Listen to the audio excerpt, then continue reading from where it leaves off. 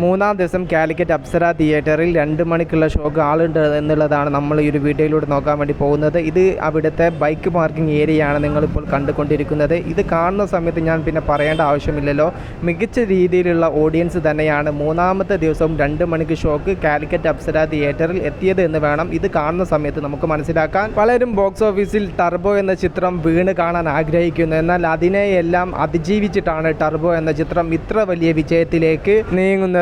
ചില റിവ്യൂവേഴ്സ് ഈ ഒരു സിനിമയെ നശിപ്പിക്കാൻ വേണ്ടി മോശം രീതിയിലുള്ള റിവ്യൂസും കാര്യങ്ങളെല്ലാം രേഖപ്പെടുത്തിയിട്ടുണ്ടായിരുന്നു.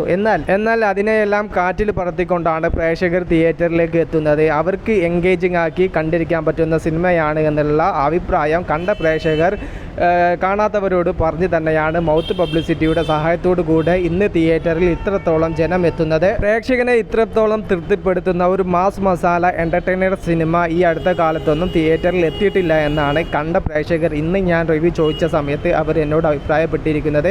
മികച്ച രീതിയിൽ തന്നെയാണ് പ്രേക്ഷകർ ഈ ഒരു സിനിമയ്ക്ക് എത്തിയിരിക്കുന്നത്. ഇത് കാർ പാർക്കിംഗ് ഏരിയയാണ് നിങ്ങളിപ്പോൾ കണ്ടുകൊണ്ടിരിക്കുന്നത്. കാലിക്കറ്റ് അപ്സര തിയേറ്ററിൽ ഏകദേശം 1000-ന് മുകളിൽ സീറ്റിംഗ് കപ്പാസിറ്റി ഉള്ള തിയേറ്ററാണ്.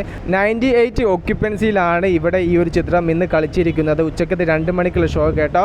പിന്നീട് ആളുകൾ ഈ ഒരു സിനിമ കാണാൻ എത്തിയിട്ടുണ്ടായിരുന്നു. എന്നാൽ മുന്നിലാണ് എന്ന കാരണത്താൽ പല ആളുകളും ടിക്കറ്റ് എടുക്കാതെ മടിച്ച് തിരിച്ചു പോവുകയാണ് ഉണ്ടായത്. ടർബോ എന്ന ചിത്രത്തിലൂടെ 1 വർഷത്തിന് ശേഷമാണ് കാലിക്കറ്റ് അപ്സര വീണ്ടും ഓപ്പൺ ചെയ്തിരിക്കുന്നത്.